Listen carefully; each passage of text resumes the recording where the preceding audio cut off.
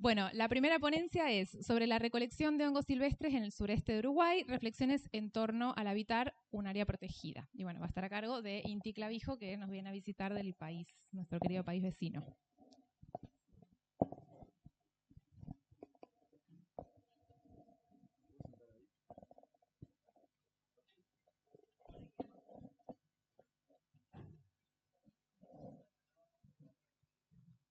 Creo que acá está bien. Bueno, buenas tardes, ya que ya almorzamos. Como decía Eugenia, yo soy de Uruguay, de la Universidad de la República. Actualmente estoy haciendo mi investigación de maestría con recolectores de hongos silvestres comestibles en una región de el Uruguay, que ahora les voy a mostrar un poquito el mapa para orientarnos. Primero, gracias por la invitación, Eugenia, y gracias a la organización del Congreso por invitarme a participar. No sé si lo dije, pero yo soy antropólogo y hago trabajo más etnográfico que etnobiológico, pero me interesaba mucho traer como un humilde caso de estudio para pensar algunas cosas más que resultados de investigación, sino ver cómo poder también nutrirme y nutrirnos colectivamente de esto.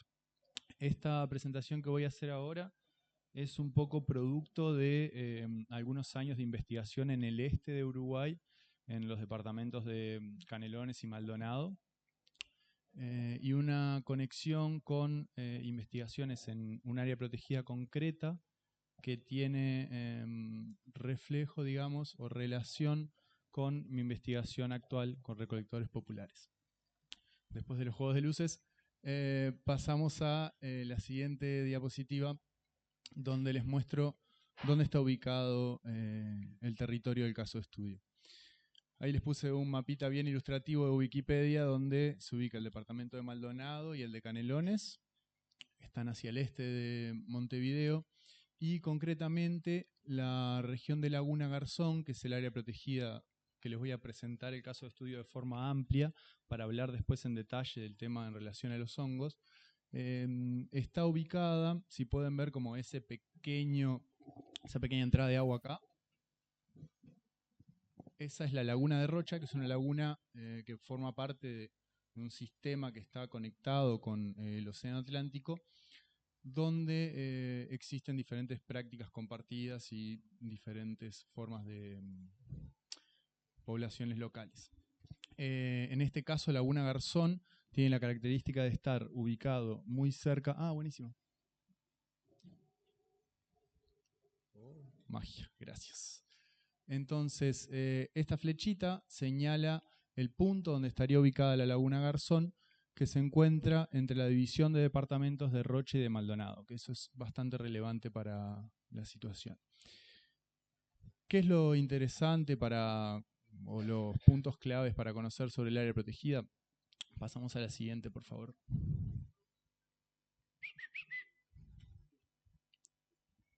Eso, gracias. Como les decía, tranquilo. Como les decía, está ubicada en el límite departamental de Maldonado y de Rocha. Es un área protegida de especies principalmente. No está pensada como la Laguna de Rocha, que protege también el patrimonio cultural, el paisaje cultural. Entonces eso trae algunas diferencias. Para pensar un poco este proceso es importante tener en cuenta cómo el área protegida se genera en el año 2014, ya hace 10 años, a partir de la instalación de un puente bastante particular por su forma circular, que quizás conozcan. En el momento en el que se eligió realizar ese puente, se buscaron alternativas ecológicas para pensar la protección del área para que no fuera tan perturbador para el ambiente en esa zona e incluso para evitar que la vegetación nativa del bosque y matorral samófilo que había en el área se degradara tanto. Se declaró área protegida como una forma de contrapartida. Eso trae un montón de implicancias sociales bastante particulares, en relación a que es un área protegida que se declara en territorios, en terrenos que son privados, o sea que no es un área protegida que no sea habitada, sino que son todos terrenos privados, fragmentados, y con diferentes particularidades en lo que tiene que ver con las dinámicas ecológicas de la zona. La laguna siempre fue una conexión entre el departamento de Maldonado y de Rocha, que por sus características turísticas era una ruta bastante transitada, pero se evitaba que se utilizara tanto como otras rutas que no eran tan costeras, digámoslo así. Entonces, hay algunos elementos que son particulares de esa área que hacen que sea importante lo que es el desarrollo de una comisión asesora específica para la gestión de la laguna, de la gestión del área protegida en realidad, que está liderado por el Sistema Nacional de Áreas Protegidas. Esta sigla de CAE, que significa Comisión Asesora Específica, está integrada por diferentes actores de la zona, entre los cuales, por ser un área bastante peculiar, no solo están los pobladores locales, sino que hay diferentes veraneantes o personas que tienen propiedades ahí, que tiene que ver con una especulación inmobiliaria muy importante. O sea, estamos hablando de un área que es de los terrenos más caros a nivel latinoamericano, de proyectos millonarios en algunos casos, y que está pensado muy desde un turismo de naturaleza, ¿no? Entonces, pasamos a la siguiente. Y acá les muestro, traje algunas pequeñas imágenes para ilustrar y hacer un pequeño relato de lo que les voy contando.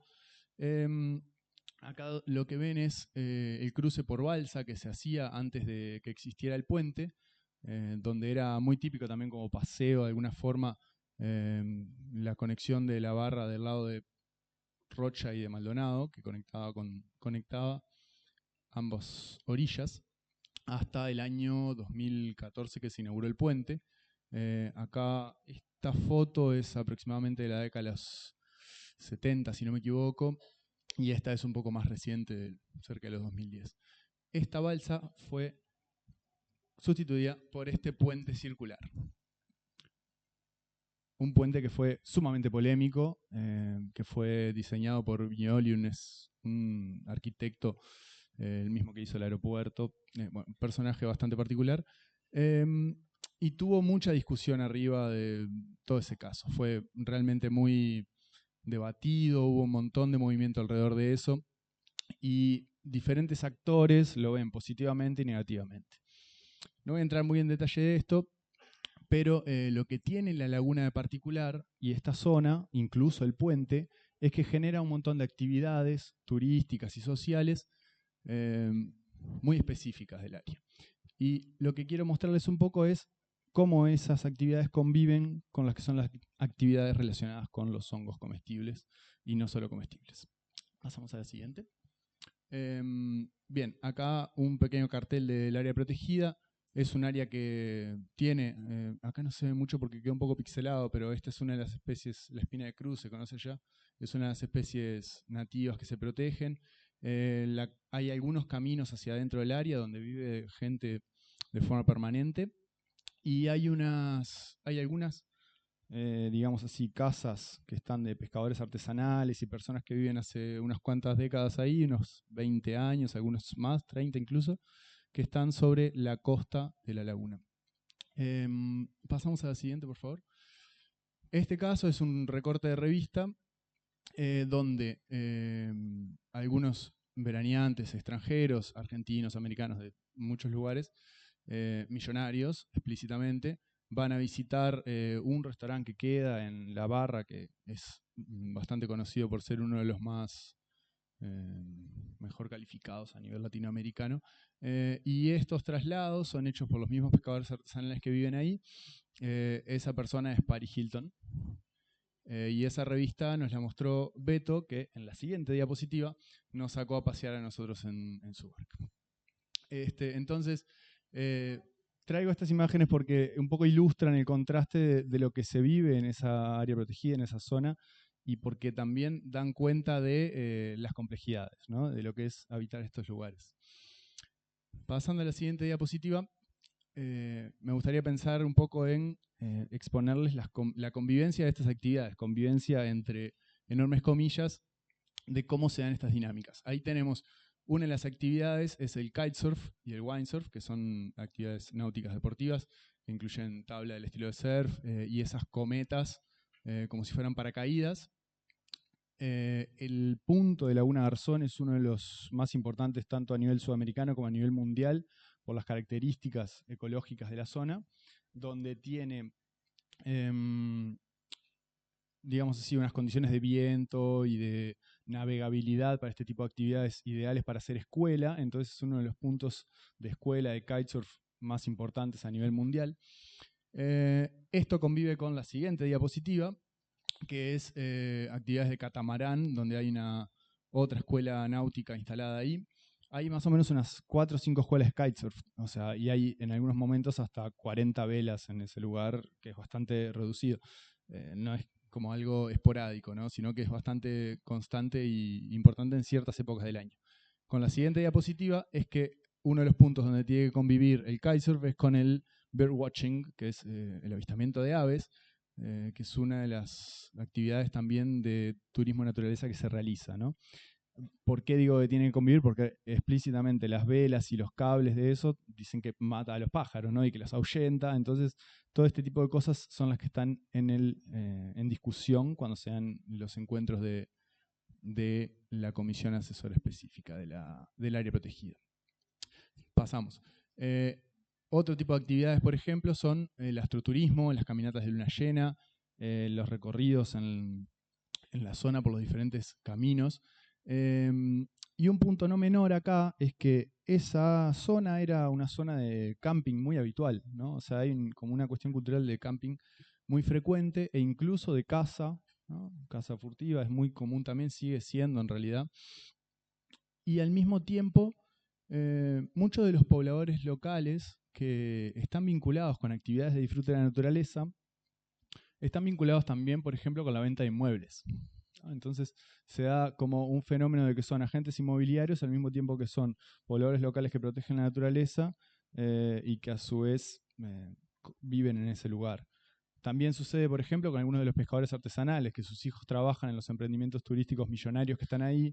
Entonces, esas reuniones de la comisión asesora son realmente donde hay puntos de confluencia y divergencia bastante complejas, por decirlo de alguna manera. Pasando a la siguiente diapositiva, bueno, supuestamente yo venía a hablar de los hongos, entonces, eso fue la introducción, como dijo un compañero arriba. ¿Qué pasa con los hongos en esta área y qué pasa con los hongos en la región en realidad? Porque yo quise traer el caso del área protegida para pensar algunas relaciones complejas en torno a esto de conservar el patrimonio biocultural y de pensar qué acciones se pueden tomar en relación a eso, pero yo específicamente actualmente y desde hace unos años trabajo con el tema de los hongos silvestres. Y ahí vamos. ¿Qué sucede en el área en relación a los hongos? Sucede esto, por ejemplo, desde hace unos, yo diría, 3 años, después de la pandemia, cuando empezó la salida, ¿no? de volver a las actividades sociales más colectivamente, se vio como un impulso o un boom de el reino de los hongos y cómo los hongos estaban en todo el territorio. De hecho, en Uruguay pasaron muchas cosas durante la pandemia que hicieron que proliferaran un montón de emprendimientos de lo que tiene que ver con observaciones de hongos, un restaurante dedicado específicamente a los hongos que tuvo que ver con el encierro de la pandemia, porque muchas personas se fueron a vivir o a quedarse a sus casas de veraneo o casas de, digamos así, más dentro del monte, de los bosques, y fue como que eso generó una suerte de retroalimentación con el deseo por observar la naturaleza y porque se prestara atención a los hongos que siempre están como en un lugar un poco más invisible en relación a las plantas y los animales, ¿no? Entonces, desde hace 2 o 3 años, en Laguna Garzón, así como en otros lugares del este, se empezaron a promover salidas micológicas, senderos micológicos o senderos de reconocimiento de funga, como se les llama también, donde las personas recorren con algunos guías expertos en el tema, que son muchas veces formados a partir de su afición al tema. Algunos tienen formación en agronomía, formación en biología, pero no son directamente de la universidad ni de formaciones formales en relación al tema, sino que hay una gran masa crítica de ciencia ciudadana por un lado y por otro lado de afición a la temática. No voy a entrar muy en detalle en esto, pero desde hace unos años se empezó a movilizar a partir de Facebook, a partir de redes sociales, como se vio la temática bastante visibilizada y se generaron este tipo de actividades. Pasamos a la siguiente. Entonces, ¿qué pasó en el área protegida y qué pasa en esa zona? Es que gracias a este boom de los hongos, más publicaciones de difusión general sobre reconocimiento de especies y una importante red de ciencia ciudadana en el sentido de compartir información en todo el territorio, nucleada en la figura de algunos especialistas o algunas personas dedicadas a esto, empezaron a de alguna forma visibilizarse y reconocerse especies que antes no se reconocían.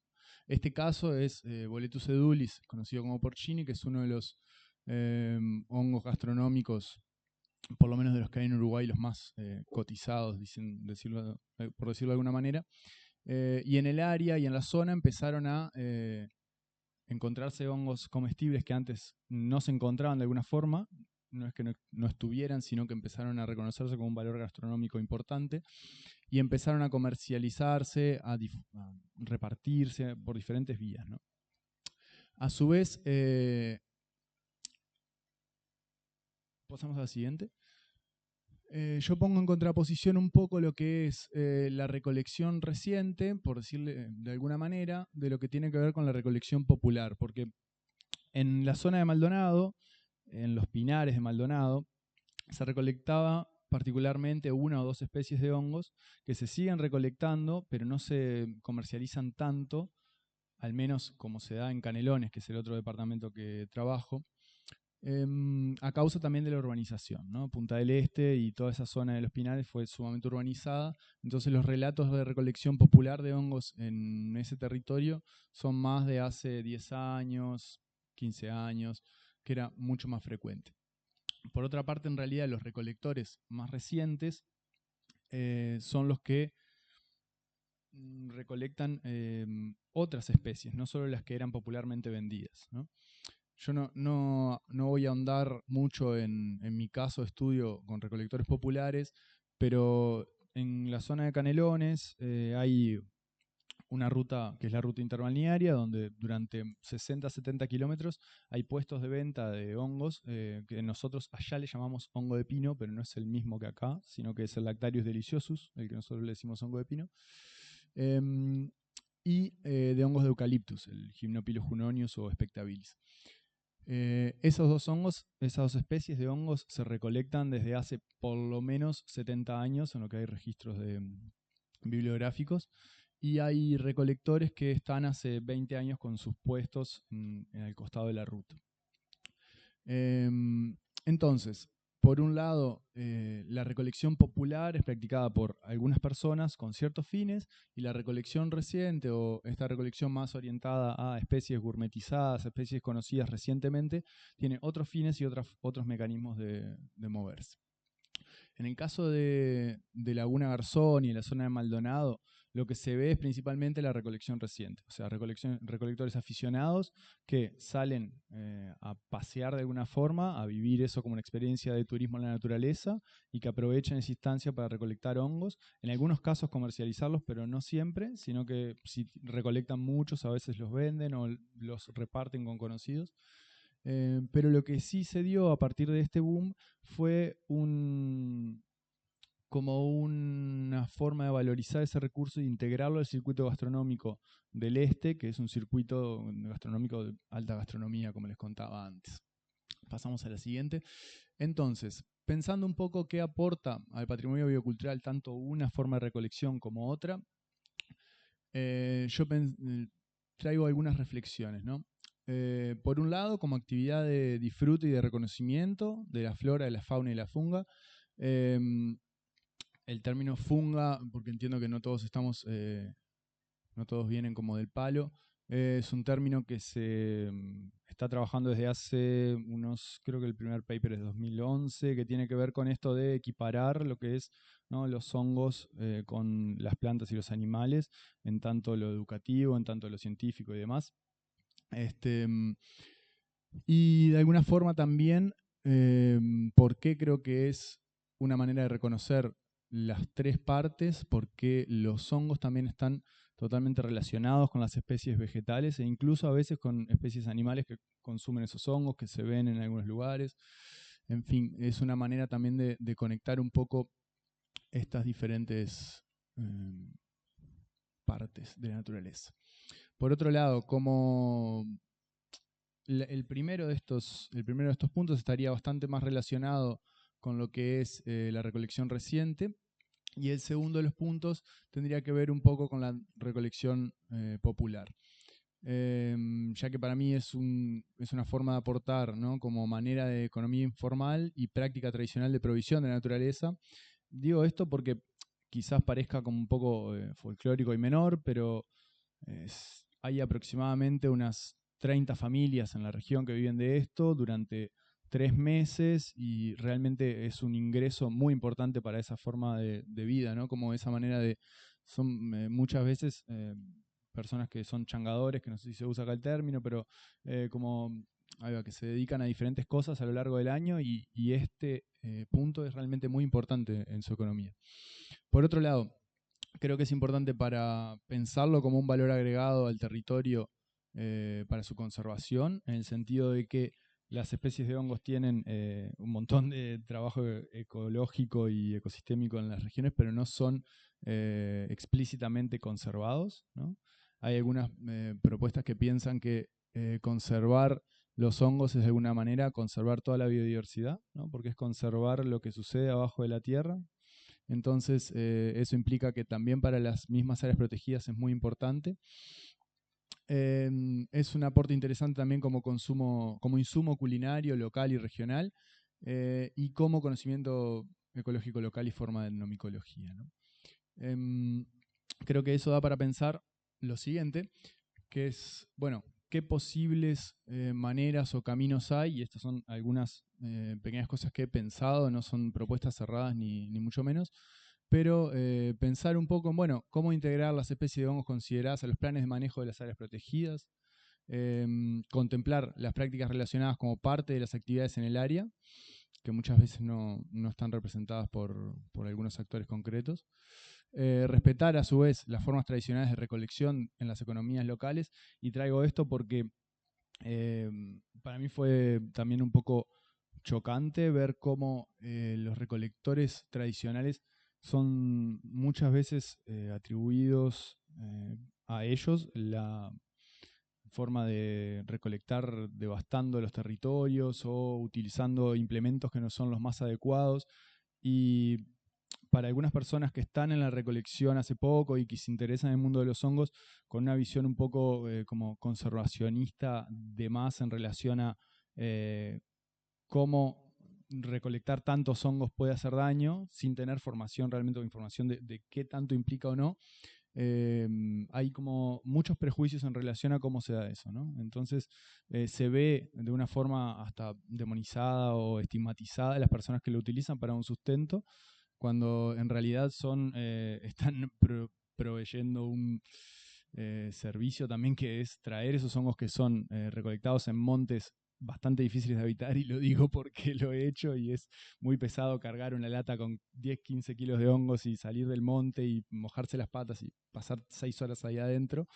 Qué precioso es hacer antropología. Y muchas veces ese trabajo es invisibilizado, ¿no? Lo único que se ve son los hongos que aparecen al costado de la ruta como si hubieran nacido ahí mismo. Entonces creo que es importante también respetar estas formas tradicionales en un sentido amplio, ¿no?, de recolección, y respetar esas economías locales. Y al mismo tiempo promover actividades y la difusión de información en el área. Esto quiero decir porque muchas veces hay como algunos emblemas o algunos puntos fuertes de la conservación o del interés, pero me parece importante que se integren de alguna forma lo que tiene que ver con los hongos a lo que es pensar estas áreas protegidas y los territorios que protegemos, ¿no? Siguiente, por favor. Bueno, eso. Muchas gracias.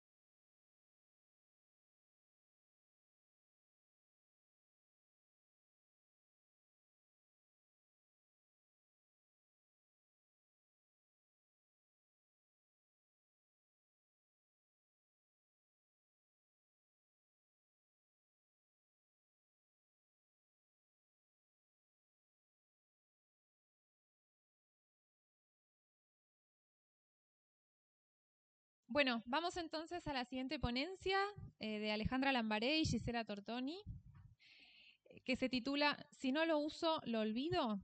Apuntes locales para la conservación de la diversidad biocultural en Jujuy, Argentina.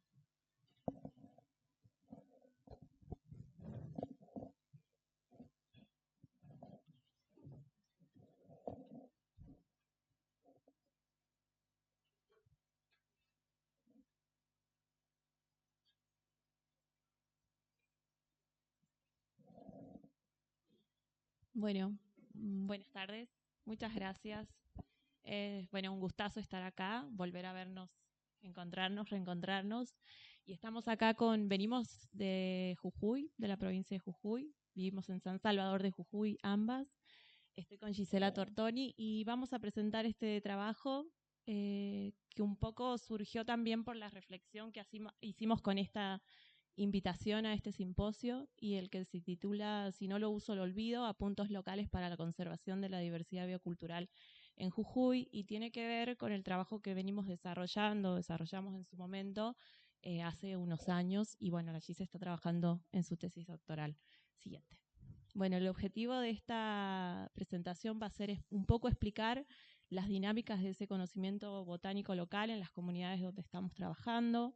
Frente a diferentes tipos de cambio, vamos a presentar 3 tipos de casos relacionados con cambios históricos, ambientales y sociopolíticos, presentando estos ejemplos de casos puntuales, ¿sí?, que tienen que ver o están relacionados con comunidades rurales que viven o se asientan en lo que es la quebrada Humahuaca, y cómo estos cambios afectan de alguna manera o alteran o modifican la conservación biocultural, ¿sí? La siguiente, por favor. Bueno, un poco para contextualizar nuestro trabajo, partimos de un conocimiento botánico local que nos ha permitido trabajar en identificar usos, prácticas, significados, principalmente en plantas medicinales y alimenticias. Pero en este diálogo que establecemos, en esta invitación en particular, lo voy a traer bastante a colación esto, pudimos reflexionar acerca de esas prácticas que identificamos, que no están presentes, sino que forman parte o están en desuso, sino que forman parte de saberes latentes o de la memoria que están presentes en los relatos de nuestras entrevistas, ¿no?, que están presentes en esos apuntes de campo. Entonces, a partir de combinar un poco lo actual, lo cotidiano, y de repensar en estas memorias, ¿no?, que tienen las personas o los colaboradores y las colaboradoras con las que trabajamos, repensar esto como un aporte en la conservación biocultural, ¿sí? La siguiente, por favor. Bueno, como les decía, nosotros trabajamos en el norte de Argentina, en la provincia de Jujuy. Si bien esta presentación habla de lo que trabajamos en comunidades de Quebrada Humahuaca, trabajamos en distintas partes de la provincia de Jujuy. Los casos que les vamos a presentar son en Huella, en una comunidad que está muy cerca de la ciudad de Tilcara, ¿sí? Un poco está a 9 kilómetros de la ciudad de Tilcara, y Ucumazo, que es una comunidad también que se encuentra cercana, pero a la ciudad de Humahuaca. La gente que habita estos lugares tiene un contacto muy cercano con estos centros de abastecimientos como es Tilcara y Humahuaca, ¿sí? Es un ambiente árido donde predominan, bueno, básicamente la estepa arbustiva. Fitogeográficamente estamos hablando de la provincia prepuneña, ¿sí? Bueno, y para contar un poco las características socioculturales actuales, el pueblo Humahuaca ocupa espacios rurales principalmente y urbanos distribuidos a lo largo de la quebrada. Se dedican a la producción frutihortícola, criada de ovejas, cabras y también a turismo rural. Hay algunos emprendimientos. Y bueno, la dinámica que tienen estas comunidades de forma general es que se desplazan justamente muchísimo entre el campo y la ciudad por cuestiones de oportunidades laborales, educativas, pero hay un sentido de pertenencia muy fuerte al territorio porque vuelven en momentos de cosecha, siembra, poda de frutales, en las celebraciones festivas, religiosas, y bueno, también para asistir a sus asambleas comunitarias, que es la forma de organización de estos pueblos. Y bueno, el contexto sociopolítico más actual, digamos algo que no queríamos dejar de comentar, porque si bien lo que vamos a presentar es sobre nuestros trabajos de campo previos a esto que pasó el año pasado, hace igual como de alguna manera da cuenta de un proceso de avasallamiento de derechos territoriales que viene, bueno, históricamente sucediendo. En 2023 se reforma la Constitución provincial por iniciativa del gobierno del Ejecutivo Provincial, y ahí, bueno, la población en general rechaza, hay una revuelta social muy grande, represión, se hizo eco en varios medios, y bueno, incluso persecución judicial hasta el momento presente. Esto modificó de manera muy grave y directa a todos los pobladores y pobladoras bueno, que están en ese territorio, y hace pocos días también se dio la noticia de que se reafirmó, digamos, esta constitución, porque el gobierno nacional actual rechazó la denuncia que había, ¿no?, para declararla inconstitucional. Bueno, contamos que para trabajar para esta ponencia, lo que hicimos fue revisar nuestros dos trabajos independientes, ¿no? Desde periodos del 2015, el de Alejandra con plantas alimenticias, y el de mi tesis doctoral, que está en curso. Y bueno, trabajamos entonces con técnicas de observación participante, entrevistas orientadas a la indagación de conocimiento botánico local, con consentimientos previos informados. Entonces, a partir de estas temáticas de alimenticias y medicinales, en mi caso, vamos a presentar estos tres casos que reconocimos puntos en comunes sobre respuestas de las comunidades a los cambios históricos, ambientales percibidos y a los cambios sociopolíticos, bueno, por ejemplo, estas dinámicas que contaba, que por supuesto es como que van generando decisiones políticas que van generando presión permanentemente, ¿no? Bueno, el primer caso que yo les voy a presentar tiene que ver con un trabajo que realicé en su momento para mi tesis doctoral, pero que continúo haciendo y ampliando, y tiene que ver con un acontecimiento que ocurrió, ¿sí?, cuando hubo intercambio de especies entre el viejo mundo y el nuevo mundo. Yo estudié el caso particular de las especies cultivadas, de las plantas introducidas, en este caso principalmente de la familia de las rosáceas. Hemos trabajado un poco empleando análisis histórico, ¿sí?, de documentación histórica, para reconstruir un poco, para entender un poco la dinámica anterior a lo que nosotros observábamos en los terrenos de cultivo, ¿no? En la quebrada de Humahuaca, el cultivo de estas especies es una fuente alimenticia y un ingrediente que se suma a la economía familiar, ¿no?, lo que en la actualidad hemos analizado, bueno, en el trabajo de campos usos, diversidad, y bueno, un poco plantear esto, ¿no?, la importancia de hacer como un análisis histórico, un poco empleando crónicas, relatos, entrevistas a historiadores que han trabajado en el periodo determinado, para contextualizar qué es lo que pasó desde el momento de la introducción de este elemento exógeno a esas comunidades. Explicar que las comunidades que habitan estos ambientes, Quebrada Humahuaca, son ambientes que se dedican a la agricultura principalmente como la actividad más relevante y que la mantienen vigente, presentan un calendario, ¿sí?, agrícola que se ajusta a estos cultivos. La siguiente, por favor. Entonces, a partir de este análisis podemos explicar por dónde ingresaron estos cultivos en la zona andina, y presentar también que fue un cambio que produjo la desestructuración de muchos, ¿no?, de las cosas cotidianas o las prácticas cotidianas, los significados, ¿sí?, que ocurrían en un determinado momento, y que la introducción de esos espacios, de un elemento ajeno a esos espacios nativos, que fue de una manera forzada, porque eso es lo que establecen las crónicas o la historia de estos pueblos, está acompañada también de otros elementos, ¿no?, como puede ser el ganado, elementos empleados en las prácticas agrícolas. y que esta introducción produce una modificación de esos, o una conformación, una alteración de ese paisaje local cotidiano. La siguiente.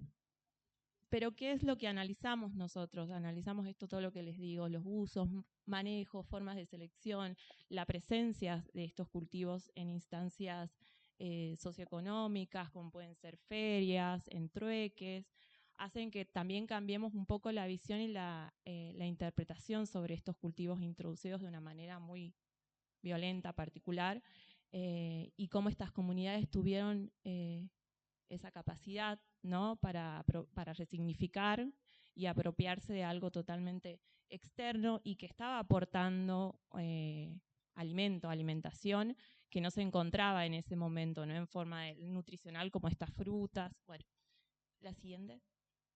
Este es un poco para mostrarle la historia local. Esta es la diversidad, es una parte de la diversidad. Tenemos manzanas, que son en Ucumazo, ¿sí?, que como ustedes pueden ver también tienen como características bastante particulares, ¿sí? Esta es la parte de los duraznos, que están en Cuella. La siguiente. Acá también. Ah, perdón, sí. Y bueno, y a partir de un poco reflexionar con Gise o buscar puntos en común cuando hablamos de aquellas prácticas que estaban en la memoria o en el desuso, nos aparecían relatos de las entrevistas o pequeños fragmentos de entrevistas en donde mujeres y productores recordaban la elaboración de ciertas bebidas, como en este caso el mocochinche, que se elaboraba a partir de los pelones o de un durazno agrio que ya no se encuentra en la zona. Que cuando hice las entrevistas, ningún productor ni ninguna productora sabía decirme cuál era, no lo tenían presente, digamos, estaba presente solamente en la memoria colectiva. Y la siguiente, por favor. Bueno, ahora pasamos al segundo caso de ejemplo que tiene que ver con las plantas medicinales y cambios en las condiciones climáticas percibidas. Bueno, en este caso parto de que las personas advertían que hay modificaciones climáticas respecto al pasado, que tienen que ver con sequías, y en mi trabajo de campo, bueno, la parte de sistematización taxonómica, no hay ciertas especies como esta que remarco ahí al final, Huaricoca, que no se pudo identificar porque está ausente en los terrenos donde antes crecía, y frente a esta problemática expresan recordar para qué sirve ese uso, pero no emplearlas más ni encontrarlas. La siguiente. Bueno, también mencionan que hay una disminución en general de la abundancia que perciben de las especies medicinales por cuestiones de sequía, que bueno, impide o dificulta el crecimiento de las plantas nativas, en particular el arca, que es muy valorada para esta comunidad como medicinal, se la riega preferencialmente. Como bueno, acá hay una cita que dice: la regué este año porque no llovió mucho y no iba a crecer. Entonces es un cuidado dirigido en particular a esa especie. Y bueno, en el tercer caso hablamos de cambios que están ligados a las actividades nuevas socioeconómicas, y tenemos dos ejemplos aquí. Como mi tesis se puntualiza en lo que es la salud materno-infantil y las especies medicinales, me contaron sobre que hay una especie llamada beadoña. Me pasó lo mismo, no la pudimos encontrar en el campo porque no se recordaba que servía esa planta para tratar afecciones infantiles, pero solamente queda el recuerdo del nombre y el uso, porque como es pasado, nadie la sabía ni escribir, ¿no? Decían: me acuerdo que mi mamá usaba esto. Además, hay muy pocos niños, poquitos, 1, 2 temporalmente, van 2, que viven en la comunidad. Entonces, bueno, como las familias cambian de residencia, ya no hay niños a quienes atender, digamos, en el campo. La siguiente.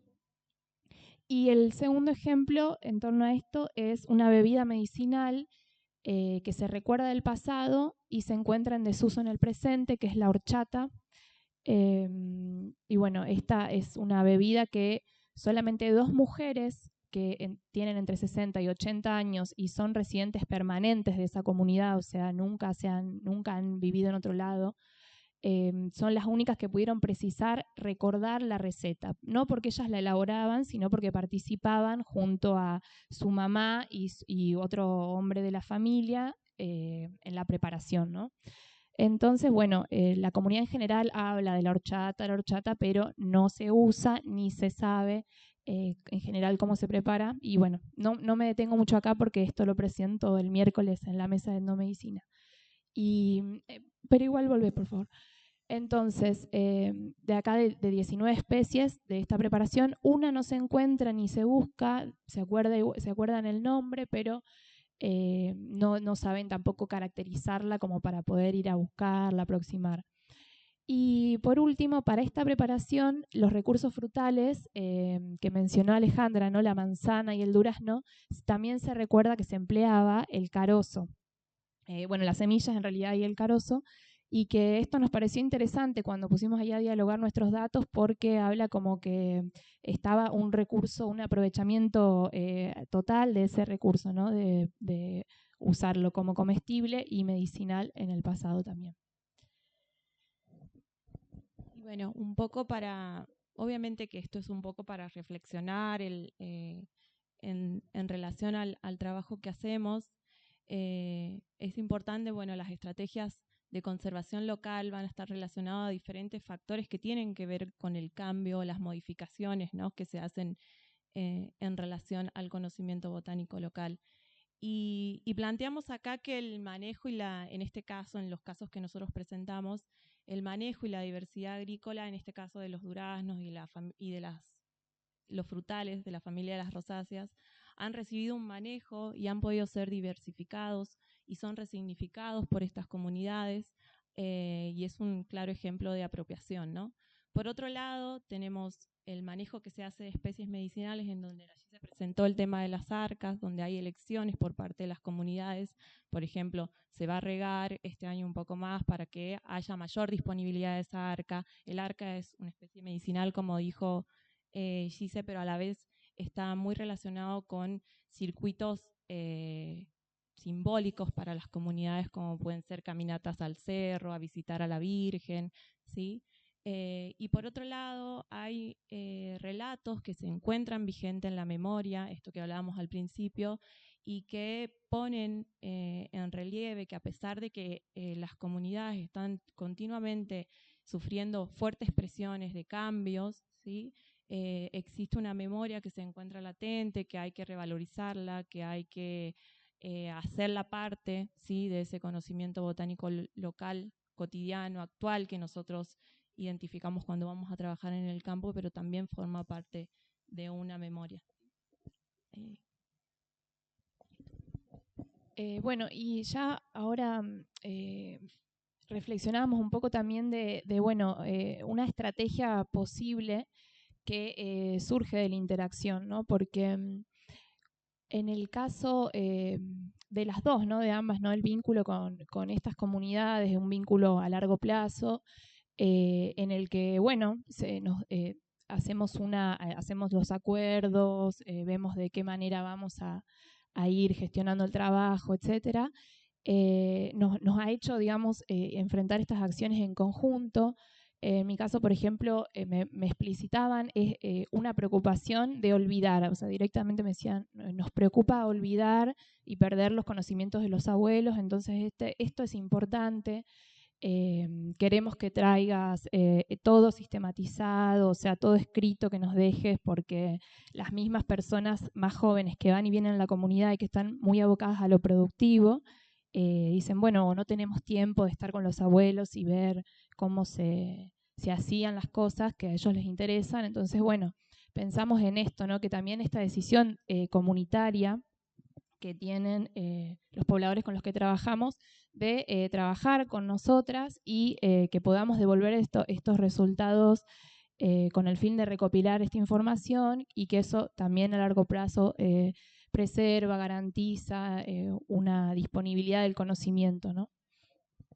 Y después un caso súper lindo que tuvimos cuando trabajamos con las manzanas, era que ellos tenían un documento que habían redactado en la asamblea, o trabajaron un montón ese documento, y con el registro que hicimos sobre la diversidad, los usos, ellos nos pidieron que nosotros nos sumemos a ese manuscrito que ellos tenían como parte de la comunidad, ¿no? Entonces, entonces planteamos un estudio contextual, ¿sí? Nos parece del conocimiento botánico local, para identificar estas relaciones de corpus, cosmos y praxis, la importancia también de recurrir a crónicas, antecedentes que van un poco más desde la etnobotánica histórica, los relatos, esos saberes latentes, esa memoria, ¿sí? Y en este conjunto, en este sistema, podemos aportar a la conservación de la diversidad biocultural y por qué no mostrar cómo las comunidades que residen en estos lugares hacen a partir de su cotidianidad, su memoria, a la resistencia frente a muchos cambios con los que conviven continuamente, ¿no? Y el avasallamiento de muchas actividades que no tienen mucho que ver con lo que es su historia local. Así que, bueno, agradecemos. La siguiente. A las comunidades, obvio, con las que trabajamos en toda la provincia de Jujuy y con las que nos hemos vinculado en diferentes momentos, a las coordinadoras por la amorosidad de siempre desde el momento, y a la organización de estas JAES, como les decía, al sistema educativo y científico, porque bueno, gracias a ellos estamos acá, ¿no? Gracias.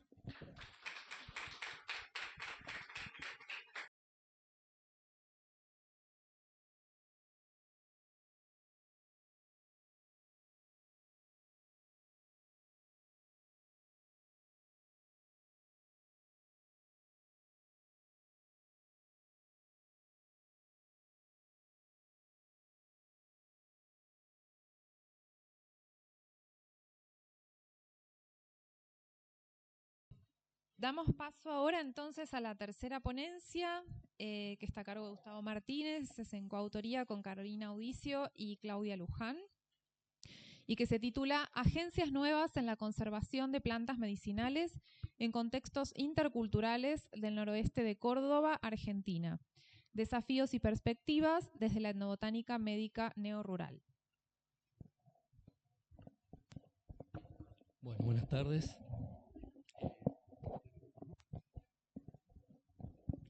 Bueno, gracias a los que me invitaron, Eugenia, a participar del simposio de Anaí. Estaba enfocado primero desde la etnomedicina, pero incorporamos una beta más hacia la conservación para darle el perfil al simposio, ¿no?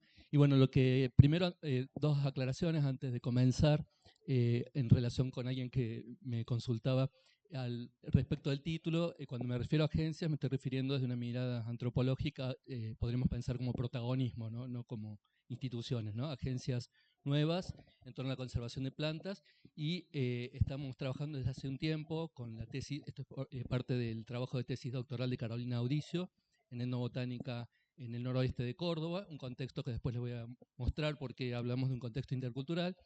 Y bueno, Carolina tiene la particularidad, además de ser bióloga y estar haciendo etnobotánica, de ser como protagonista o reconocerse desde esta mirada como neorrural, y tiene un emprendimiento en biocosmética, por ejemplo, que nos permite acercarnos y dialogar muy en códigos comprensibles con estos actores, ¿no? Y Claudia Luján, que es también su directora, codirectora de beca y directora de tesis, trabaja en farmacobotánica, en botánica de farmacia, y nos permitió también acercarnos a una mirada desde la salud, ¿no? Bueno, pasamos a la siguiente. Para presentarles el contexto de trabajo, es en la provincia de Córdoba, el noroeste, especialmente los departamentos Punilla, Cruz del Eje y Chilín, algo del departamento Minas. No es solo una región rica a nivel ambiental, sino también cultural. Y si vemos, los distintos colores pertenecen estos departamentos a la ecorregión Chaco Seco. En celeste, la zona celeste las líneas claras, Chaco Serrano, la subregión Chaco Serrano. También subregión Chaco semiárido con bosques xerófilos, quebrachales, garabatales, mistolares.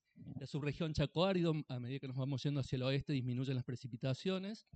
Y ya llegando a la zona de salinas, vegetación halófita, que bueno, ha sido estudiada en otro momento, pero todo esto involucra estos dos departamentos.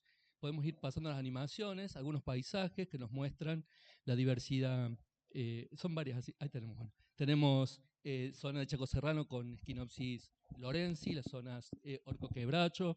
Este es el curso del río San Marcos Sierras, donde... tengo el puntero. ¿Cómo es? Bien. La zona de San Marcos Sierras, que también tiene una vegetación de transición entre Chaco semiárido y Chaco Serrano, quebrachales, algarrobales, mistolares, tenemos algunos más. La presencia de la tamisqui, por ejemplo, la tamisqui marginata, y en zonas más halófitas, cardonales con cachilluyales y matorrales halófitos, ¿no? Esto como para ver el panorama de que es muy diverso en términos ambientales. La que sigue, bueno, no, anteriores. Ahí está. Bien. Y también desde el punto de vista socioambiental o cultural, se considera un contexto, o hablamos de contexto intercultural, no solo multicultural, sino inter en el sentido de que hay interacción entre los distintos actores, ¿no? Las problemáticas locales de esta zona son fundamentalmente el desmonte, el avance de la frontera agropecuaria, el sobrepastoreo, son áreas áridas con mucha carga ganadera muchas veces, porque es el principal recurso de los campesinos de la zona. Hay también importantes extracciones mineras, incendios, más hacia las zonas halófitas no tanto, pero sí en las zonas boscosas, conflictos territoriales importantes por el tema del manejo y la tenencia de tierra, y procesos graduales de descampesinización, es decir, campesinos que van migrando hacia ciudades o sus hijos van dejando de lado las actividades productivas propias de sus parientes, ¿no? De sus parientes más próximos. Por otro lado, a nivel de desarrollo regional, se proponen modalidades de ecoturismo sustentable. Había mencionado en otra ponencia el compañero de esto del astroturismo, está presente, ¿no? Muy frecuentemente. La producción de vid, olivos, apicultura, hierbas medicinales y ganado fundamentalmente caprino, pero también ganado bovino, ¿no? Bueno, ahí tienen algunas imágenes de estas características del desarrollo regional. Y desde el punto de vista ya más etnomédico, que es hacia donde nos vamos a focalizar en la ponencia, se trata de un lugar de confluencias de diferentes actores y escenarios, ¿no? Por un lado, está presente el contexto biomédico a través de los hospitales regionales, los agentes sanitarios. También está presente las medicinas tradicionales con curanderos fundamentalmente criollos, con la tradición más de tipo hispanoeuropea, las curas de palabra, cura del empacho, pata de cabra, bueno, todo lo que conocemos más tradicionalmente como medicina y curanderismo campesino. La medicina doméstica o casera, el yuyito de la huerta, del jardín que sacamos y que tomamos en té, en infusión, ¿no? Esto es propio sin tener un especialista necesariamente.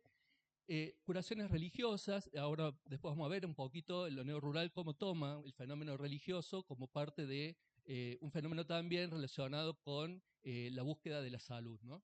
Y el desarrollo de las medicinas alternativas o complementarias alternativas, ¿no? Que tienen en cuenta estilos más sutiles, cuidados que provienen de medicinas con tradiciones, pero de otro origen, más bien orientales, por ejemplo, el yoga, el reiki, la aromaterapia, esencias florales, ¿no?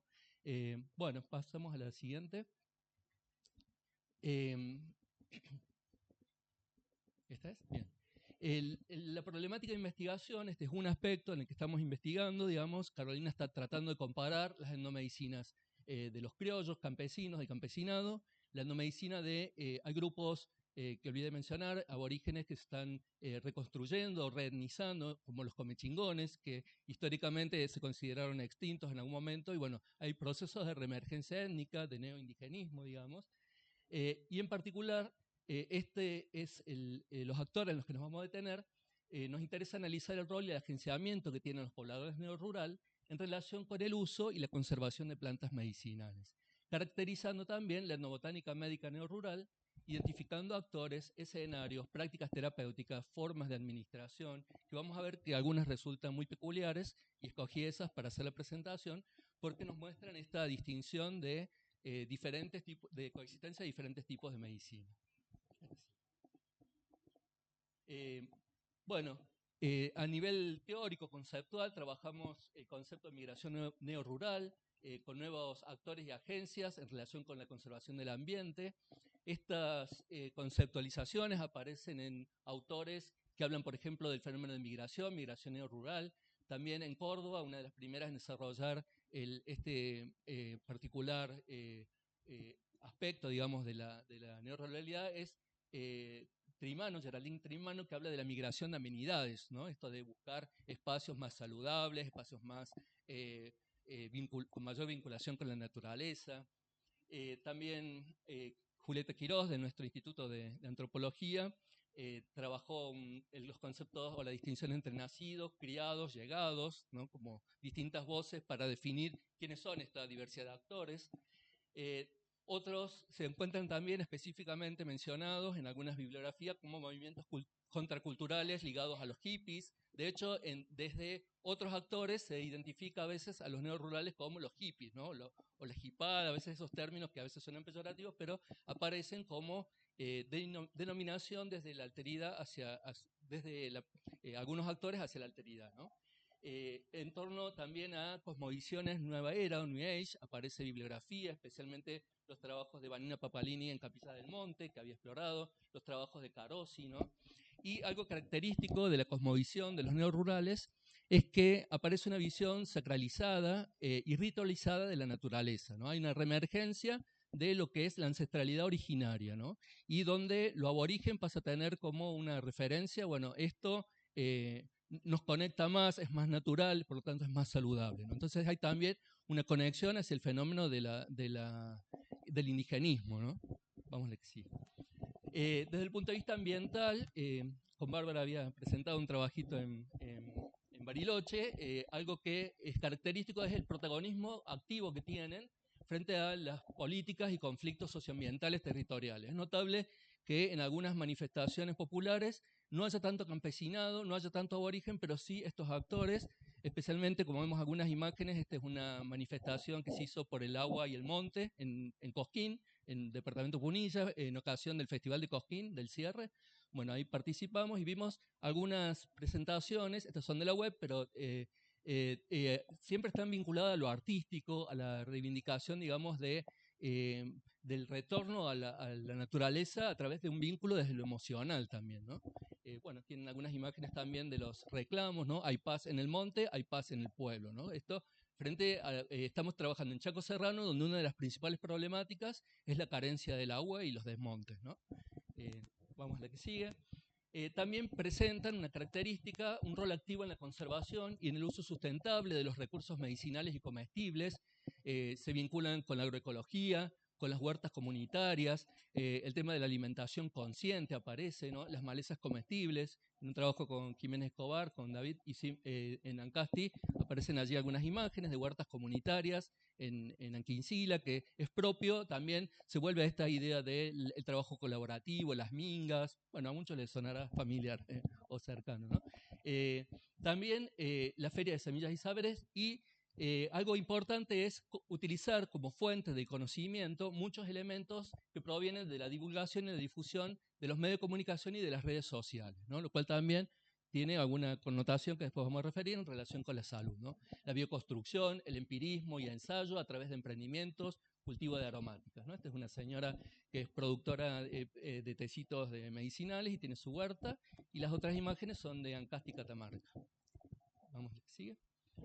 A nivel de la etnomedicina neorural, lo fuimos viendo como de manera colateral en los estudios cuando Claudia Luján, que es una de las coautoras, trabajó en Tras la Sierra, en la región del departamento San Alberto, San Javier. Comenzamos a advertir esto, de que no nos cerraba, digamos, la etnobotánica que nosotros estábamos acostumbrados del campesinado, sino que aparecían estas cosas. Y bueno, y una de las cosas más notables, ella trabajó también en medicina veterinaria, era, por ejemplo, prácticas de Reiki y el trabajo con los chakras de los caballos, por ejemplo, de los animales, ¿no? O sea, aparecen, por ejemplo, eso, una fitoterapia alternativa en animales, ¿no? Veterinaria. También presentamos un trabajito en el Congreso de Catamarca sobre nuevas ruralidades, las narrativas neoindigenistas, esto de que, bueno, aparecen nuevos rostros, gente que antes se configuraba o se consideraba campesino y hoy reemerge y se reconsidera o se reformula como indígena, como chingón, sanavirón o nuevos, ¿no? O a veces el único, exclusivo, último descendiente también aparece de alguno de estas comunidades, ¿no? Junto a eso, otras imágenes, después vamos a volver, que tienen que ver con guía espiritual, cuestiones de bloqueo, es decir, muchos elementos que están asociados a la espiritualidad o a lo ritual, como esa propuesta de ayahuasca en Capilla del Monte, que se ofrece por internet unos años atrás, ¿no? Sí. Bueno, a nivel metodológico trabajamos con microetnografías y relatos microbiográficos, es decir, como una entrevista en profundidad que no llega a ser una historia de vida, pero sí como ver el trayecto de estas personas que, bueno, que son muy interesantes porque provienen de otro lugar, migran, pero van incorporando saberes de un lado y de otro, al punto que algunos, por ejemplo, comentan que curan el empacho, pero a la vez incorporan estas prácticas neorurales como una especie de síntesis o... bueno, es muy interesante conocer como la trayectoria de estas personas, ¿no? También entrevistas en profundidad, narrativas, conocimientos y prácticas de etnobotánica médica. Tomamos 10 pobladores neorurales, pero con muchísima información en contenido. Tomamos el ciclo interactivo dinámico de la etnobotánica, esto de hacer trabajo de campo, documentar las especies. Quizás en este ámbito de la neoruralidad es donde más cuesta documentar porque muchas son adquiridas en comercios, entonces, bueno, estamos comprando los paquetitos y tenemos que tratar de identificar si es la especie a la cual consideran que ellos se asocian, ¿no? El trabajo de laboratorio con estas identificaciones y en simultáneo algunas tareas de extensión, divulgación y educación que estamos realizando en la zona. ¿Qué sigue? Bueno, acá también tomamos un enfoque en botánica aplicada, especialmente en relación con la conservación de plantas. Vimos aspectos ambientales, sanitarios y éticos dentro de la reflexión, algunos talleres en una escuela. Esta es una escuela agrícola, familiar agrícola de Tuclame, en Cerrezuela, en el noroeste, pasando Villa de Soto. Muy interesante porque los chicos tenían cultivos de muchas nativas, tenían cultivo de incayuyo, que es Salimena integrifolia, tenían cultivo de cedrón y están muy familiarizados y a la vez están haciendo un proceso de recuperar estos saberes a través de la práctica agrícola en una escuela con esta especialidad, ¿no? Y bueno, este taller fue muy bienvenido y a la vez en esos mismos talleres hacemos propuestas de investigación colaborativa, es decir, hacemos talleres de síntesis, reconocemos, traemos en común información y luego aplicamos unas encuestas que tienen que ver sobre todo con percepción ambiental de las plantas medicinales. También algunas caminatas interpretativas etnobotánicas que suelo realizar en algunos pueblos en el interior y bueno, salimos, caminamos, compartimos saberes y siempre aparece algún conocimiento nuevo, muchas veces fruto de la experiencia empírica, digamos. Yo probé, me decía una señora la otra vuelta, la Santa Lucía, que es para los ojos, la asocié que puede tener propiedades antimicrobianas y la probó en el pie de atleta, me contaba, y parece que le funciona. Bueno, son nuevos saberes que están presentes y reemergen en estos tipos de técnicas interpretativas o colaborativas, ¿no? ¿La que sigue? Bueno, vamos a ver ahora algunas características o rasgos de esta etnomedicina neorural. Una de ellas es que aparecen o desarrollan nuevas categorías y etiquetas clasificatorias de plantas, ¿no? Por ejemplo, una de ellas considera el sabor como criterio terapéutico y categoría clasificatoria. Hablan de plantas amargas, se refieren a las depurativas, como Artium minus o Parthenium histeroporus, Bardana y Altamisa, que allí tienen las imágenes, Bardana, Altamisa, versus plantas dulces, que consideran que ablandan los secos, generan humedad, ¿no? Como Aquiloquines satureoides y Mintostachi verticillata, la famosa y emblemática peperina de las sierras de Córdoba, o Ciclolepigenistoides, el palo azul, que es más propio de ambientes semiáridos a áridos, ¿no? Que es diurética. Bueno, esta clasificación en amargas y dulces no viene de la tradición tan popular, digamos, de la tradición campesina, sino incorpora saberes muchos de la medicina oriental. Tenemos otras clasificaciones, plantas picantes, que suelen ser expulsivas o resolutivas, es decir, que liberan flemas, pero incorporan estas categorías que vienen a veces de Oriente, ¿no? Se traducen en plantas que son nativas, ¿no? Como la barba de piedra, un usnea, un líquen, la contrayerba, Trixie varicata, entre otras. Plantas saladas también, como la tramontana, una efedra, y esta Buddleja cordobensis, plantas del viento, dice que son aquellas que curan enfermedades del viento, como aquellas que pueden ser por un espasmo, por un aire frío. Bueno, esta planta la utilizan mucho, la incineran y nos comentaban que debido a la popularidad se está extrayendo por demás en la zona del noroeste y bueno, son datos que nos van aportando a la conservación. Bueno, vamos, otra. También la resignificación de lo cálido-frío, aparece una vez más lo cálido-frío, pero no ligado a la tradición de los campesinos de la medicina hipocrática galénica, sino a la tradición de la medicina china, ¿no? Es decir, ellos mismos dicen, esto viene de los chinos, de los hindú, quizás por una convergencia, eso no lo conozco mucho, pero aparecen en simultáneo en América, no sé si en simultáneo, pero sí en América estas categorías, pero también en la medicina china, cuando estos actores hablan de plantas cálidas y frías, no están refiriéndose a los humores como los campesinos, sino que se refieren a categorías de la medicina oriental, ¿no? Plantas del ánimo, como el palo amarillo, incayuyo, aromito, están haciendo referencia al campo de la dimensión emocional y la salud mental, que no es habitual entre los campesinos hacer referencia a plantas que se orienten hacia esto, ¿no? Y tienen que ver siempre con nociones de poder, de energía. Sí, la que sigue.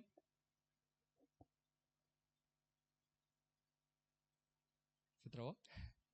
Ahí está. Bien, lo segundo es la diversificación en métodos de preparación y administración. ¿Acaso solo les cuento, si bien coinciden algunas veces las infusiones, decocciones, cataplasma, aparecen, por ejemplo, estos en los mercados, cigarrillos medicinales de incayuyo, no alcanzo a leer, bueno, son distintas especies, contra hierba, y sin reconocimiento de qué pasa con la salud en torno a esto, ¿no? Entonces aparece esta nueva práctica de forma de preparación y administración. Las esencias florales y microdosis propias de la homeopatía, de las flores de Bach y las tinturas madres, pero con plantas nativas, ¿no? Nos llamó la atención especialmente en este tema de las microdosis, gente que elaboraba microdosis de Conium maculatum, la cicuta, que sabemos que es mortal o altamente tóxica, y sin embargo aparece en esto, lo cual también nos hace pensar en una cuestión sobre la salud. Sí. Tenemos nutracéuticos, aparece en alto porcentaje también alimentos que son considerados medicinas, ¿no? Estos los catalogamos como una categoría de preventivos o nutracéuticos, especialmente las harinas, ¿no? De gluten, de agarroba, de harinas de chía, de mistol, etc. Y esto es de una de las viviendas, de las casas que tienen un emprendimiento de unos pobladores neorurales, que tienen un emprendimiento de licores y trajeron de Europa estos alambiques que representan, digamos, un destilador más a la antigua, y esta idea del cobre, esta presentación también es parte de lo que ellos proponen y presentan como formas de preparación. Sí. Algo también que nos llamó mucho la atención de una de las informantes o entrevistadas, digamos, que también tiene y lo promociona en su página web, digamos, es la espagiria vegetal, que es una técnica del medioevo. Esto no es propio de los campesinos, pero consiste en una aplicación o la obtención de los minerales a partir de la incineración de las plantas. Es decir, esto es fotos de su trabajo de laboratorio, de botiquín, digamos, con lámparas de cuarzo, hacen durante un tiempo las plantas, luego las incineran y luego de las cenizas extraen el principio mineral que era propio del principio de la alquimia medieval, ¿no? Es decir, aparecen prácticas ligadas al medioevo, ¿no? Pasamos a otro. El tercer aspecto tiene que ver con nuevas representaciones e innovaciones en la farmacopea de la salud femenina y gineco-obstétrica, ¿no? Acá con una colega que se sumó un tiempito, una becaria, profundizamos en la noción que aparece sobre la menstruación, también es muy distinta. En la salud gineco-obstétrica es muy común que los campesinos, no sé acá o entre los aborígenes, pero la menstruación está asociada a enfermar. Dicen se enfermó cuando están diciendo se menstrua una mujer. Sin embargo, acá la significación que hacen los neorurales es bastante positiva de la menstruación, en el marco de una visión holística, ritual y hasta arquetípica del ciclo femenino, ¿no? La mujer, bueno, como que se empodera en su ciclo menstrual, que tiene ciertas fortalezas, capacidades, ¿no? Y en ese contexto ensayan y despliegan tratamientos alternativos al consumo de biofármacos, ¿no? Se resisten bastante al consumo de analgésicos y bueno, acá tienen algunas imágenes de vaporizaciones vaginales, etc. ¿Sí? ¿Otra? Bueno, esto también aparece en un subproyecto que estábamos siguiendo con una colega de Estados Unidos, el dolor menstrual, la etnobotánica del dolor menstrual y la endometriosis. Estas son unas fotos del día de la endometriosis, no sabía que existía, pasaba cuando estábamos trabajando esto en el centro de Córdoba, y hablan de la relevancia que tiene el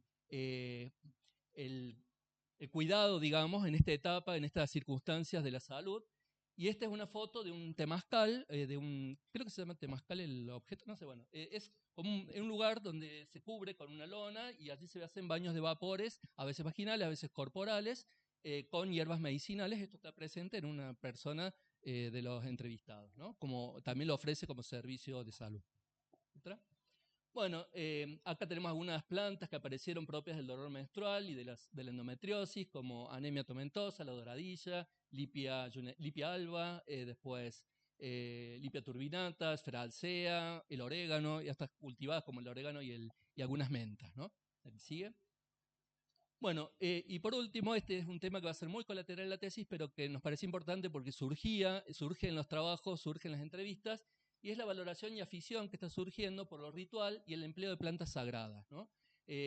Aparece el aprendizaje y la curación en contextos de terapias neochamánicas, ¿no? En esto de neochamanismo, la antropología habla de chamanes que no son necesariamente los originarios que estuvieron presentes, que están presentes en los contextos de los pueblos nativos, como en la selva amazónica, ¿no? Sino personas que se presentan con una identidad de chamanes, digamos, ofrecen servicios y aún algunas llegan a hacer propuestas terapéuticas de lo que se llama como turismo enteógeno o alucinógeno, si se quiere, como esto que dice ayahuasca en Capillo del Monte, tiene que ver con el uso de plantas psicoactivas, y aparecen también otros elementos como el uso de rapé, de inhaladores y de fumatorios. Estas fotos están sacadas de algunos contextos de estos informantes neorurales. Sí.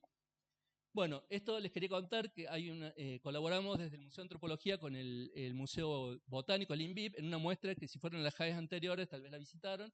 Se llama La Planta de los Dioses, así quiso decirle a Bernardelo, nosotros queríamos ver plantas sagradas, pero bueno, se reproduce un poco el título de un libro, pero bueno, en esa muestra, si algún día están por Córdoba la pueden visitar, vamos al siguiente, hacemos algunas reflexiones en torno al consumo de plantas sagradas en la posmodernidad, ¿no?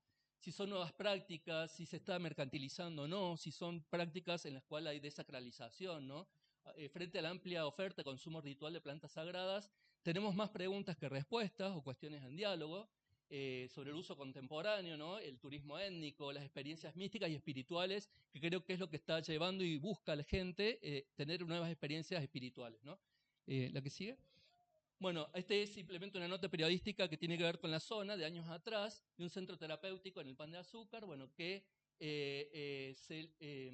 se detuvo, digamos, a las personas por ejercicio ilegal de la medicina, a los neochamanes, por haberse generado una cuestión de salud conflictiva, digamos, por un tratamiento con ayahuasca. A la vez, a los pocos años, se está ofreciendo también nuevamente ceremonia de tabaco y rapé, temazcal y espacio de integración, especies de retiros e inclusive han conseguido algunos de ellos la autorización para rehabilitar adicciones a través del consumo o del uso de tratamientos con ayahuasca, ¿no? O con otras, así como estas aparecen muchas otras especies, ¿no? Esta es la más emblemática de la zona.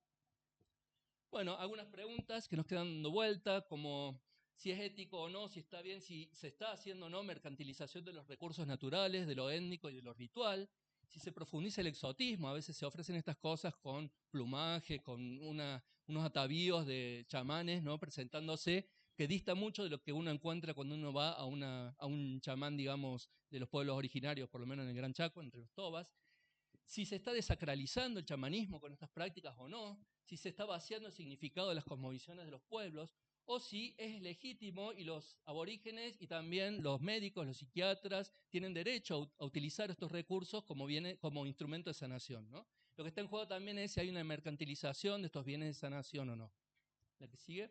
Bueno, y algunas noticias medias drásticas, pero bueno, que están en la muestra como para esto de revisar esta idea de que lo natural, siempre saludable, lo ancestral y original siempre nos conduce a una experiencia saludable, ¿no? Bueno, aparecen también nuevas ritualidades, como estas ceremonias de la luna en una de las pobladoras que trabaja con plantas, esto de la rueda anual de medicina, no se han escuchado las ruedas de desparasitación, son todas prácticas presentes en estos grupos, ¿sí?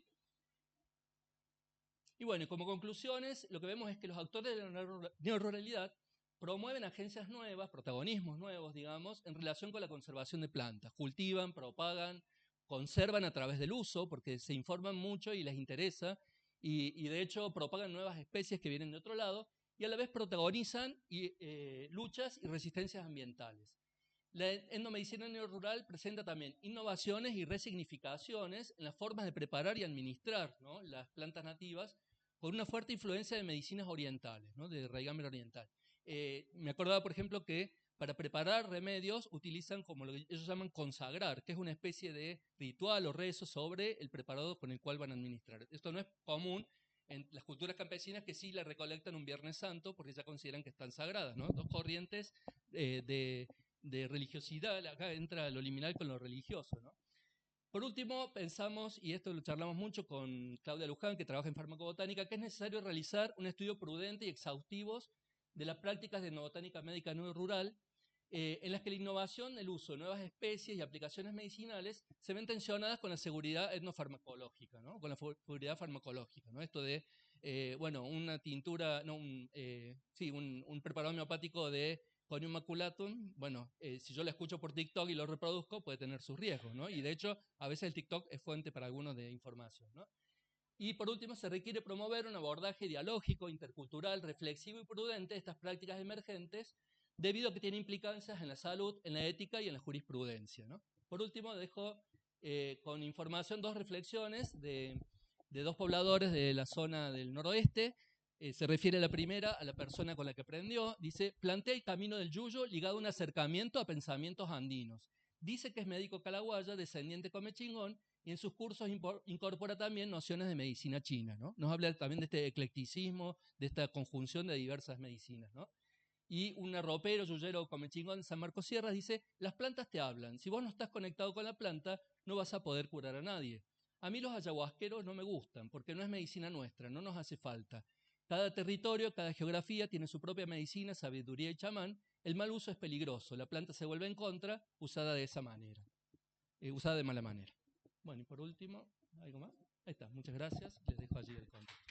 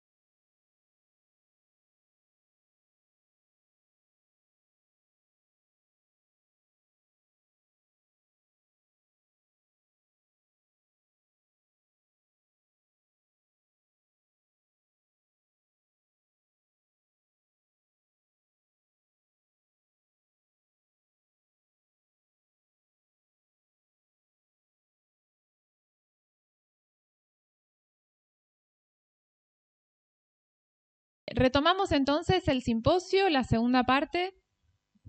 Hemos perdido gente en el camino. Pero empieza, lamentablemente se solapó con otra que empieza a las 4, bueno, en fin. Gracias por estar. Vamos entonces ahora a proyectar la ponencia de Walter Muiño, que, bueno, no pudo venir, así que está grabada. Y después vamos a conectarnos con él para algunas preguntas, saludarlo. Está ahí conectado. El título de la ponencia de Walter se denomina Un río secuestrado que impuso nuevas formas de vida. El caso del Atuel en La Pampa. Exponer se encuadra en una parte de los trabajos que se realizan en el marco del proyecto de investigación.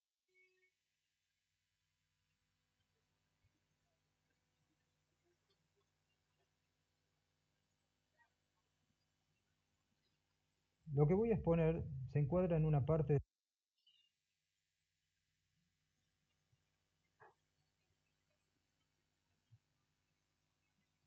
de los trabajos que se realizan en el marco del proyecto de investigación científica y tecnológica 2469-2018, en cuya última etapa comencé a abordar los aspectos productivos de las familias rurales que viven en el área de influencia del río Atuel en La Pampa. Dada la escasa documentación histórica disponible, pocos de nosotros podemos hacernos una idea de cómo era la fisonomía paisajística del río Atuel antes del corte casi definitivo sobre el final de la década de 1940, a raíz de la puesta en funcionamiento de la represa Los Nihuiles. Más allá de la documentación escrita, las fotografías históricas disponibles registran imágenes de un río activo y caudaloso según las épocas, con imágenes de vadeos del cauce y del aprovechamiento de su fauna ictícola. La regulación actual de su caudal, utilizado en su totalidad para fines de riego en Mendoza, ha generado una inversión en su régimen de aguas abajo.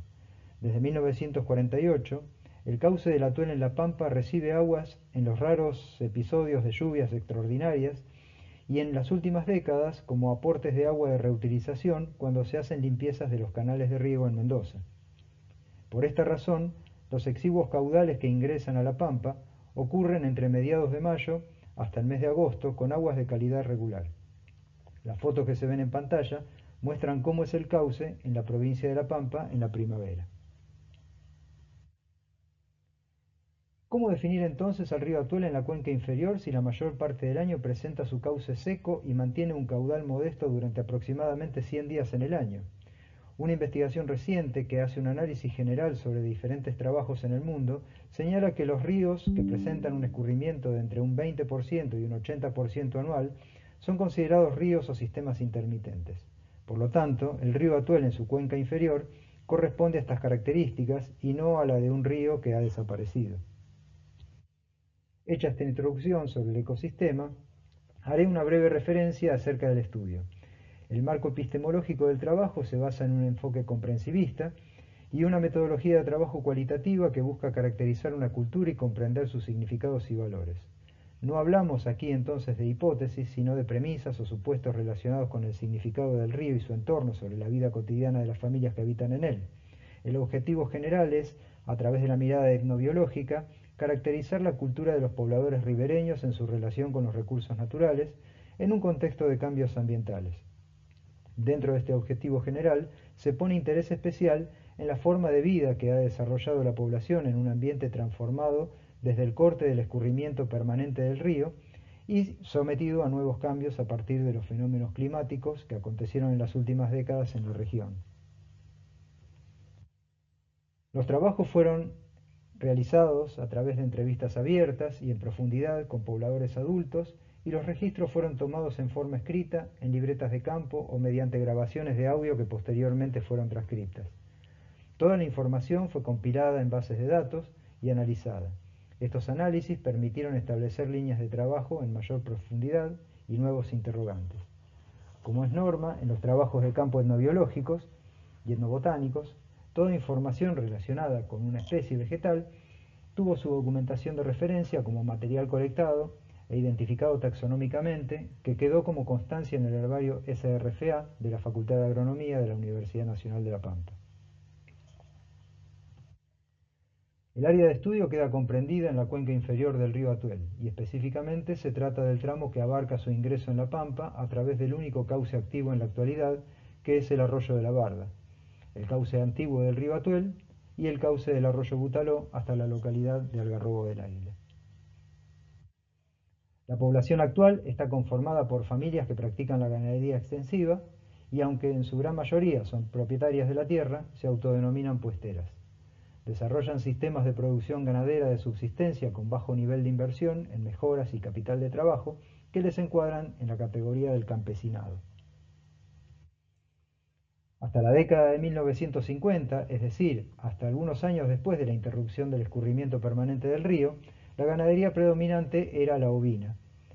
La caída del mercado mundial de la lana, sumada al desecamiento del río y al despoblamiento masivo por emigración de la región, hizo que la población que decidió permanecer tuvo que implementar formas de producción adaptadas a las nuevas condiciones. A partir de entonces, la ganadería se transformó en otra de predominancia caprina. Las razas de cabras utilizadas entonces fueron las criollas, sin mejoramiento genético, y el producto final para el mercado era el cabrito y como subproducto las pieles de estos animales, a las que se sumaba la que se obtenía en las cacerías de animales silvestres. En la década de 1980 aconteció un ciclo de precipitaciones extraordinarias en toda la Argentina, que produjo grandes inundaciones a escala regional. La cuenca inferior del río Atuel permaneció inundada durante años y mantuvo circulación permanente, así como la conectividad con el Océano Atlántico a través del río Colorado. La inundación forzó la reubicación de las familias cuyos hogares quedaron bajo las aguas y debieron reconstruirse viviendas y excavarse nuevos pozos para el aprovisionamiento de agua. El final del ciclo se caracterizó por la retracción de las aguas y produjo una reconfiguración del paisaje. Las zonas antes inundadas se fueron cerrando paulatinamente con bosques de especies nativas y exóticas, y esto produjo una disminución drástica de las superficies de pastoreo, con la consecuente pérdida de la rentabilidad de la producción. La alternativa que se optó entonces fue una paulatina conversión de los rebaños a través del mejoramiento genético. Se buscaron ecotipos locales orientados a propósitos múltiples como la producción de carne en simultaneidad con la producción de pelo. Esta búsqueda condujo en los años 90 a la crianza de un ecotipo regional denominado cabra colorada, que se observa a la izquierda de la pantalla. Un animal más grande que la raza criolla, con más carne tanto en los individuos adultos como en los cabritos, y que brinda además un producto secundario como el pelo, con características aptas para la industria textil. En menor proporción, algunas familias realizan crianza de cabras Boer, que se ven a la derecha de la pantalla, debido a que presentan mayor rendimiento en carne y se obtiene un cabrito de puesta en el mercado más temprana que las otras razas empleadas. En contraparte, requiere mayores cuidados particularmente en los años fríos y húmedos y no ofrece la posibilidad de producción de pelo. En la década de 1990, el avance de la frontera agrícola en el área pampeana corrió también a la ganadería bovina hacia sectores antes marginales para este tipo de producción. La región se orientó cada vez más a una ganadería mixta de caprinos y bovinos de acuerdo al nivel de capitalización de las familias, pero la diversificación obedeció a una indudable búsqueda para asegurar los ingresos y mejorar la limitada rentabilidad de la producción. Este es el sistema productivo que predomina actualmente y que se complementa con la cría en menor escala de equinos, porcinos, aves de corral y con la venta de productos de elaboración artesanal como el queso de cabra y huevos. La población entrevistada reflexionó sobre los cambios acontecidos en los últimos 40 años y señaló que después de que se retrajo el agua de la inundación de los años 80, los campos costeros y muchos cauces se han ido cerrando con vegetación leñosa. En este sentido, destacaron los bosques cerrados de tamariscos en el cauce actual del arroyo de la Barda, como se observa a la izquierda, y los bosques cerrados de algarrobo en el cauce viejo del Atuel, como se observa en la foto de la derecha. Sostienen, sin embargo, que cuando el río está activo, la disponibilidad de pastos aumenta en toda la zona adyacente a la costa, y en las más alejadas se observa su influencia en la mejora en la cantidad y calidad del agua de los pozos y de los jagüeles. Asimismo, opinan que como efecto de la pérdida de la rentabilidad, mucha gente joven ha tenido que emigrar hacia centros urbanos y los campos se están quedando sin gente para trabajar. Dentro de este esquema de producción es de vital importancia cómo va a ser el comportamiento del río cada año, es decir, en qué fecha aproximada llegarán los caudales de agua y en qué momento cesará el flujo. En este contexto, la dinámica del río es anunciada por diferentes componentes de la fauna. Estos comportamientos son observados por los pobladores y sirven para tomar algunas decisiones de manejo. La llegada de guairaos o zorros de agua, Nycticorax nycticorax, de las garzas blancas, Ardea alba, y de las bandurrias, Pteristicus melanopis, indican que el río está por llegar con su caudal. Por el contrario, cuando el río comienza su declinación, las nutrias, Myocastor coipus, comienzan a emigrar hacia aguas arriba. Estos animales anunciadores permiten hacer manejos ganaderos anticipados que consisten en el traslado de la hacienda a los campos más alejados de la costa cuando el río circula y retornando a ella en las épocas de estiaje. Con este sistema de manejo y de irrigación natural intermitente, la costa y sus zonas aledañas se ven beneficiadas para el crecimiento de especies vegetales de gran importancia forrajera. Desde la perspectiva de las familias entrevistadas, para el ganado vacuno, la mejor especie forrajera de invierno y primavera es el unquillo, Poa ligularis, así como el tupe, Panicum urbilianum, lo es en el verano y en el otoño. Acompañando estas especies, también fueron valoradas otras como el pasto de estación, Schismus barbatus, el trébol, Medicago mínima, el malvisco, Lecanophora heterófila, y la chaucha, que indistintamente es el nombre que recibe el fruto del algarrobo y el alpataco, que son dos variedades de Neltuma flexuosa. Como buenas especies forrajeras, tanto para vacunos como para caprinos, fueron mencionados el yauyín, Lycium chilense, el porotillo, Hoffmannseggia glauca, la verdolaga, Portulaca oleracea, y la yerba mora, Baccharis tenella. Los frutos de Condalia micrófina, el piquillín, fueron señalados como muy buen alimento para los caprinos y las chauchas de algarrobo y alpataco, tanto para caprinos como para los vacunos. Pero estas bondades alimenticias son relativas según las condiciones climáticas de cada año. En áreas de la costa, con suelos salobres, fueron destacados como buen forraje el retortuño, Strombocarpa strombulífera, y los brotes nuevos de los tamariscos, Tamaris ramosissima. Los años de sequía suelen tener un correlato con un cese total del escurrimiento del río, o puede, en el mejor de los casos, traer un caudal ínfimo que no implica ventajas productivas. El sobrepastoreo entonces es un efecto inevitable, ya que la gente no acostumbra a descomprimir los campos de su carga ganadera habitual, y en ese escenario suelen escasear las especies con buenas cualidades forrajeras. Sin embargo, el pasto de hoja, Leptocloa crinita, y el coirón, Papostipa vaginata, fueron señaladas entre las herbáceas más resistentes a las sequías y al pastoreo intenso, así como la zampa, Atriplex lampa, entre los arbustos. En algunos puestos se ha cultivado con éxito la zampa australiana, Atriplex numularia, que sirve como una reserva forrajera de corte y ración en épocas de escasez de forraje. Las plantas nocivas para el ganado son relativamente pocas. El sunchillo, Pascalia glauca, ha ingresado en la región en forma reciente a partir de la compra de rollos de forraje. Si bien su presencia es poco importante, no ha escapado a la atención de algunos puesteros, quienes lo mencionaron en las entrevistas. Hymenoxis antemoides fue señalado como causante de la muerte de cabras que pastoreaban en la costa. El tabaco cimarrón, Nicotiana noctiflora, es una especie muy común en lugares soleados, particularmente a orillas de caminos, y si bien es una especie muy tóxica, son raros los casos de intoxicaciones en la zona. Anteriormente se mencionó a la chaucha de algarrobo y de alpataco como un buen recurso forrajero. Sin embargo, también puede tener efectos nocivos, ya que en años secos puede ser una de las pocas fuentes de alimento, por lo que el consumo excesivo ocasiona un exceso de material lignificado en la dieta de las cabras.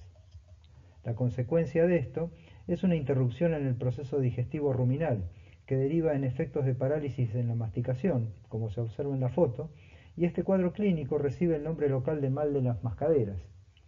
En casi todos los casos el desenlace de los animales es fatal. Como se pudo observar, las plantas y los animales silvestres ocupan un lugar importante en la cultura de las familias campesinas que viven en la costa del río Atuel en La Pampa. Si bien se trata de un río de carácter intermitente, su dinámica tiene influencia en las decisiones de manejo ganadero. En la actualidad, si la provincia de Mendoza cumpliera con el dictamen de la Suprema Corte de Justicia de la Nación, que ordena que se libere un caudal fluvial de ingreso constante de 3 metros cúbicos por segundo, un escenario nuevo se presentaría en la vida de estas familias. El agua siempre es una condición indispensable para la vida, por lo cual, más allá de los inconvenientes puntuales que pudieran ocurrir, este nuevo escenario daría lugar a expectativas y mejores perspectivas en materia socioambiental. Bueno, les agradezco por su atención y dado el tiempo limitado de las exposiciones, queda en pantalla mi correo para cualquier consulta que la audiencia quisiera realizar. Muchas gracias.